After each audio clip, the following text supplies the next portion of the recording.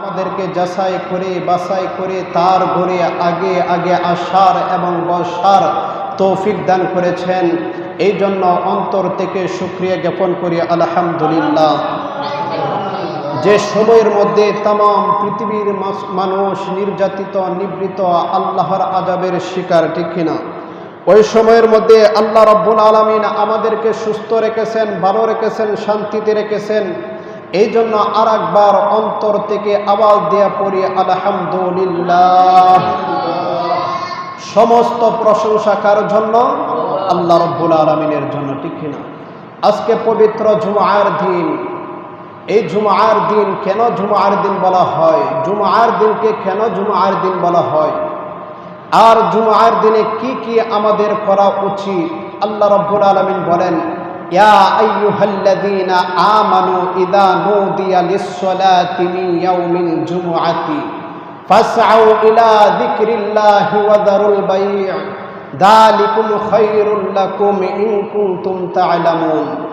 আল্লাহ রাব্বুল আলামিন ডেকে বলেন, হে ঈমানদারগণ, যারা ঈমানের দাবি করেছো, যারা মুসলমানের সন্তান দাবি করেছো, আল্লাহ রাব্বুল আলামিন তাদেরকে ডেকে বলেন, হে ঈমানদারগণ, যখন শুক্রবারে জুমআর দিনে আজান হয়ে যাবে, দুনিয়ার সমস্ত ক্রয় বিক্রয় বন্ধ করে দাও।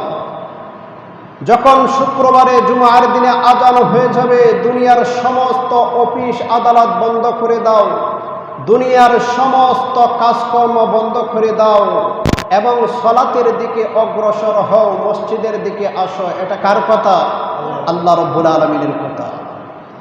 এ থেকে বোঝা যায় জুমআর দিনেও যে ব্যক্তি নামাজ বাদ দিয়া কাজকর্ম করলো, যে ব্যক্তি নামাজ বাদ দিয়া ব্যবসা বাণিজ্য করলো, যে ব্যক্তি জুমআর দিনে নামাজ বাদ দিয়া অফিস আদালত খোলা রাখলো, আল্লাহর ফয়সালা হলো এটা সম্পূর্ণ নাজায়েজ, সম্পূর্ণ হারাম, ঠিক না? কারণ আল্লাহ রাব্বুল আলামিনের কথা না শুনলে ওই কথাটা জায়েজ কখনোই হতে পারে না।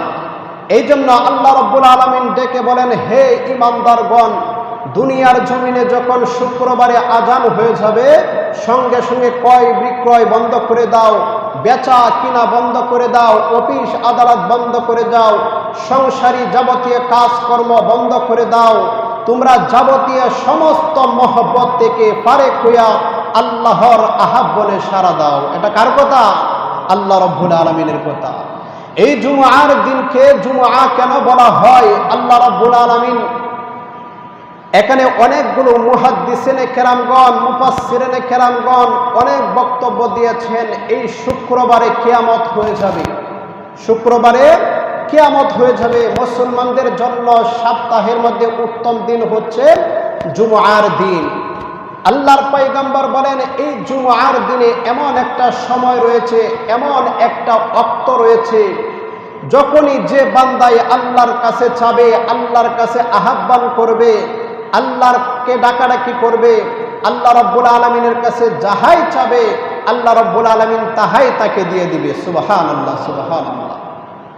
সেই সময়টা হচ্ছে মাগরিব থেকে, আসর থেকে মাগরিব পর্যন্ত, ঠিক কিনা? ওই সময়টা হচ্ছে অত্যন্ত গুরুত্বপূর্ণ সময়। এই জুমআর দিনে আল্লাহর পয়গম্বর বলেন, কেন জুমআ বলা হয়?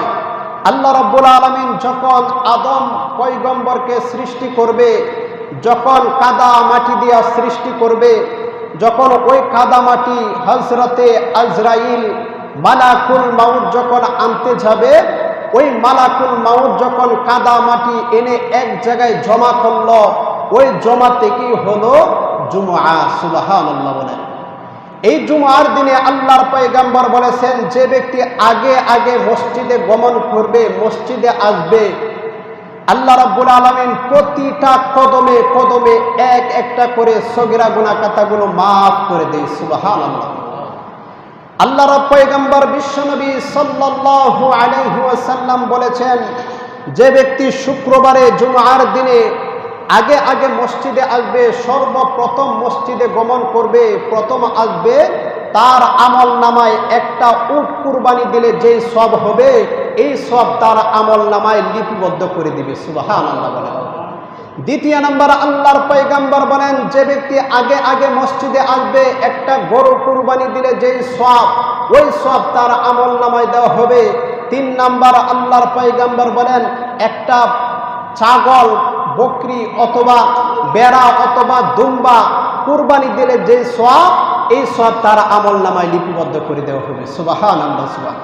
এইভাবে যখন মানুষেরা আসতে থাকবে, ফেরেশতারা নেক লিখতে থাকবে, এক পর্যায়ে যখন নামাজের সময় হয়ে যাবে, ফেরেশতারা খাতা বন্ধ করে দিয়া তারাও অংশগ্রহণ করবে নামাজের মধ্যে। সুবহানাল্লাহ। আল্লাহ রাব্বুল আলামিন চায় বান্দা তুমি জান্নাতে যাও। আল্লাহর পয়গম্বর বলেন আমার সমস্ত বান্দা বান্দিরা জান্নাতি। সুবহানাল্লাহ বলেন। তবে তারা অস্বীকার করে জাহান্নামী। সাহাবায়ে কেরামরা দেখে বলেন পয়গম্বর তারা কি করে অস্বীকার করে জাহান্নামী, আমাদেরকে যদি